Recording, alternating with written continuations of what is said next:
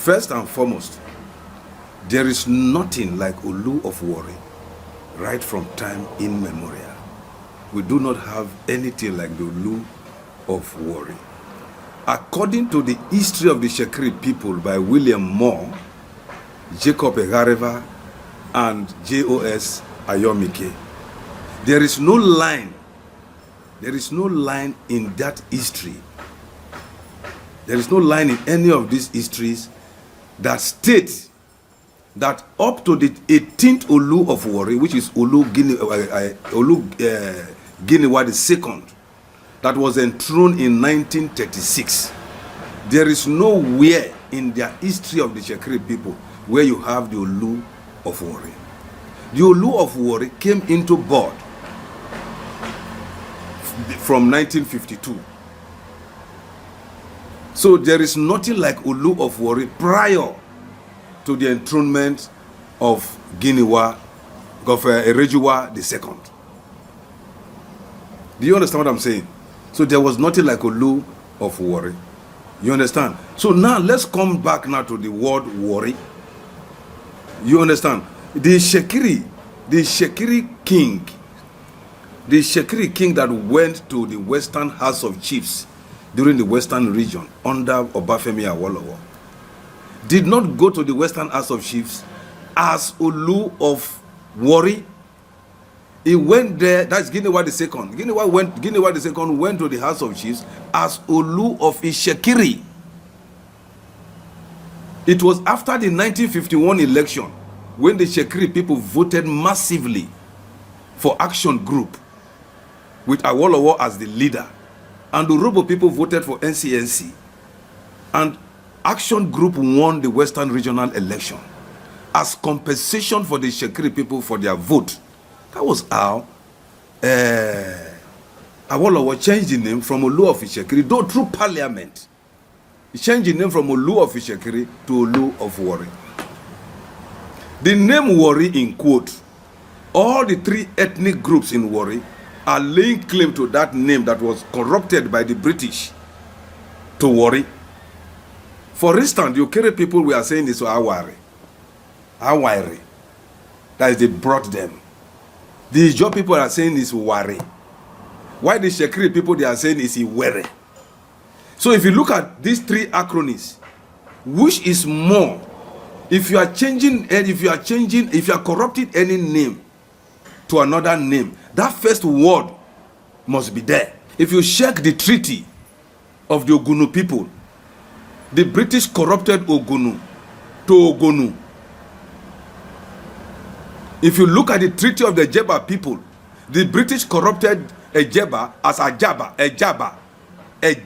not Ejeba. You understand? If you look at the treaties of the Agbara people, the Agbara people, the British corrupted it to Agbasa. So that first word, you must not leave that first word to corrupt whatever word that you are trying to represent. You understand? So if you look at the three acronyms, if you look at the three corrupt words as it were, it is only the Itsekiri you can exclude out of it. Because none represent or resemble, let alone could be corrupted into Warri. You can corrupt Warri, which is the just position, to Warri. You can corrupt Warri, which is the Urabo position, to Warri. But you cannot corrupt Iwere to Warri. I don't know whether you understand what I'm saying. So that is the position. The Itsekiri people does not have 1 inch of land in Warri town, and where the British corrupted to Warri is Warri township, not to Borodo. It's Warri township. You understand what I'm saying? So right now, if you are claiming to be the Olu of Warri and you are not in charge of the Warri, you can see that the Itsekiri people, they are living with a toga of illegality. They are living with a toga of illegality, because what they are trying to say they are in charge of, they are not in charge. Okay, now come to look at it now. Where is the geography? The geography of Warri. The geography of Warri, where I am now is Warri. This is Urhobo. And in Urhobo, that is where you have Osi College. So the Itsekiri people should come and define where is this Warri we are talking about. That they are the Olu of Warri. They should define and give us a geographical map of what is known and called Warri today. Otherwise, they are making foolery of themselves. And only one thing that does not last forever. And what is that? Is falsehood. The Itsekiri falsehood is beginning to be exposed by the day. By the day. By the day. And the earlier, the sooner, the better for them to begin to retrace their step to their original place of abode. Better for them. You understand? The movement for the change of title from Olu of Warri, I may not be there when we actualize it, but I am the convener. I'm the convener of that movement. The change of the Olu title from Olu of Itsekiri, from Olu of Warri to Olu of Itsekiri. I'm the convener, and we are officially, you will be invited, we are officially launching the movement for the change of title between 14th and 16th of December, this 2025. In fact, let me tell you something. If you go, though they did not make it public, but we have made a lot of research, we have digging deep to see some of the content of the T.Y. Danjuma's report. We have been able to see some of the content of the Justice Nnameka Agu's report. We have been able to see some content and recommendations of Justice Asan Idoko's Commission of Inquiry. These three commissions of inquiry go deep. The first recommendation is to create a separate, autonomous and indigenous local government for the three ethnic groups in Warri. The second one is the change of title. The change of title and the inclusion of the three local governments inside one local government is the genesis and the root cause of the Warri crisis. So if these two issues are dealt with, I think there will be some relative peace to some extent. The title of Olu of Itsekiri is erroneous. It's falsehood, and it's illegal. So, you, the press, you know, it's a political title. If you look at the origin, if you read the history of Warri from the three ethnic groups in Warri, you will see that that title is political, and it will not stand the test of time. Chief AWOLOWO use that change of title as a compensation. That is why I'm saying it's political. You understand? As a compensation for their vote during the 1951 election. You understand me? Because the Urabo people all over voted for NCNC, which is under Tafawa Balewa and Dr. Nnamdi Azikiwe.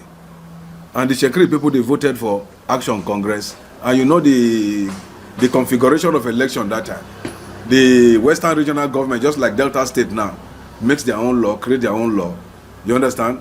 So that was what the Western Regional Government did to compensate the awareness and all that, who was stalwart of the Action Group party there. Changed the title. And since then, you understand me? Then we were under Warri Province. And because of that change of title, Urabo people protested. If you have your history, if you go to your archive, the Urabo people protested massively, vehemently that since they have changed the title of Olu of Warri, it will be assumed that the Olu of Warri is in charge of all Warri province. Therefore, Warri province should be changed to Delta province. That was what gave birth to Delta province. So that is the position. So the issue of change of title, the Olu, we are in Warri. We are not its subject. We are not subject to the Olu of Warri. We are in Warri. We are not subject. In Warri, you have the Agbara Warri Kingdom. You have the Urhobo Kingdom. You have the Ogbujo Warri Kingdom. And the Urhobo people specifically, we have a landmark judgment, W4868, that gave us protection of every inch of our land. You understand me? with a surveil plan, an omnibus plan covering all our land. All our land is embedded into our omnibus plan. You understand? That we used to litigate in W4868, affirmed by the Supreme Court 309/1976. So we do not have any issues. So in as much as Urhobo is in the center and it occupies substantial part of what is known and called Warri, the Olu have no right, no single right to say it's the Olu of Warri. You understand me? Unless he should say it's the Olu of Itsekiri, not Warri.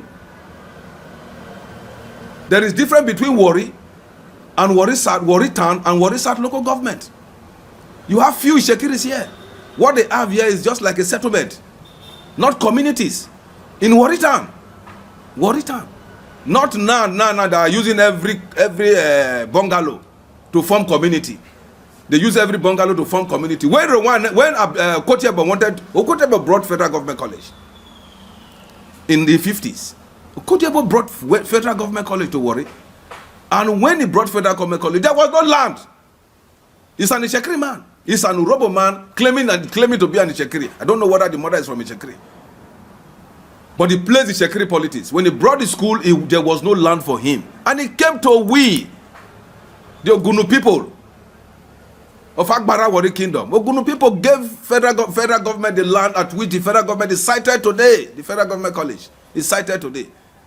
How can somebody, the Itsekiri man that you know, can never bring a school from anywhere and cite it in an Urhobo land? Look at you there behind there. That is the proposed site for Warri Township Stadium. But because the land is not their own, the stadium will not be sited in their area. They frustrated that project. Behind you, look at that, behind you there. Where the ADB now is occupying, the water project is occupying, where the Domingos is occupying, is originally for Warri Township Stadium. Where I'm seated here now was acquired by the Midwestern government for the purpose of Warri Specialist Hospital. Because it's not, they don't have land and they don't want the people to come to Urhobo area. They frustrated the project. Before now, you only community. Today they are saying Ubeji is Warri. How can you say Ubeji is Warri? Warri Town. Ubeji is in Warri South local government area, not in Warri Town. If you want to go by land, you will pass Ubiye. You pass Ekma, Ubiye local government before you get to Warri Town. How can you call that kind of village that is in Warri Town? I don't know if you are getting me. You can only access Ubeji prior to 1940 through the coast, through the river. You understand? You can only access Ubuangwe through the river. It was when they built MPA and they were constructing this this express this thing that road link Ubuangwe. So how can such people be saying they own Warri? So Warri belongs to originally the Urhobo people, the Agbara Warri people, and the Ogbejo people. You understand me? Today they are claiming, I do not have some document here, I would have dwelled more on it. Today they are claiming that Donuma won a matter of Agbasa, won this. Who is Donuma? What does he represent? Who is he? Who is Donuma? Donuma is from Degede in Benin River, appointed as the political agent to the British government after the death of Nana. You understand? So whatever litigation Donuma took on here was on behalf of the British government. Before Donuma was appointed agent to the British government, the Agbasa people had already signed their treaties of protection with the British government on behalf of the Queen of England in 1893. 1893. The same time Nana signed the Itsekiri Treaty. Two treaties Itsekiri signed. One, the treaties of the Benin River, and the treaties of Escravos. No way, no place, nowhere the Itsekiri man will bring any treaty that they signed on behalf of Warri Town? Nowhere. I dare them. So you don't mix these old things up. You don't mix them up. Take them one after the other. The only judgment you have is the judgment of Dor Numa. Who is Dor? That's the question we're asking. Who is Dor? Where is this community? If I live today and God calls me, it is either I'm entered here where we are seated now, or I will be entered in my family compound. There. Warri Town. Now look at all the Itsekiri's elites drawn from Okotiebo or from Dor. From Dor to Okotiebo to Rewane, Ian Bego, Opie Dodo, and all that. Look, these are the elites of the Itsekiri people. Go round Warri, whether you will see any of their grave. That this is my community, I was buried here, or this is my house, I was buried here. The only home they have in Warri Town was land they were leased to by the British government. That's the GROA. You don't come and talk to us that our community is here, our tradition is here, our culture is here. You just come from nowhere under the pretense of the local government and this and this and that. So when you are saying something about Olu Of Warri, it's amazing. Very, very amazing. So I challenge we're not even challenging. I want to advise the Itsekiri people that the time has come that those antics will not be allowed anymore. The change of title has come to stay. It's a movement that we are going to kick off in December. I may, as a convener, I may not be there at the accomplishment, but it's something that I am going to make sure we push with all seriousness and force that it deserves. Inside the Niger Delta. Remember to subscribe to our YouTube channel at NDN TV Nigeria. Click on the subscribe button and be the first to get notifications.